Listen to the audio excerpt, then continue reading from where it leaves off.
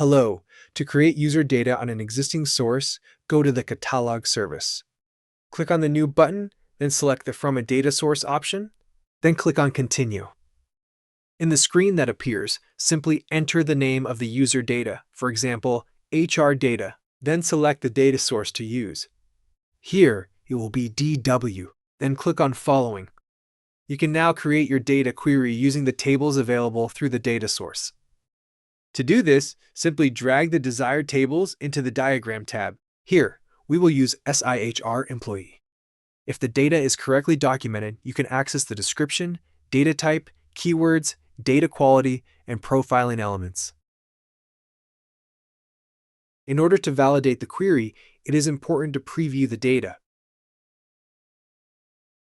If necessary, you can apply aggregations or sorts to the data.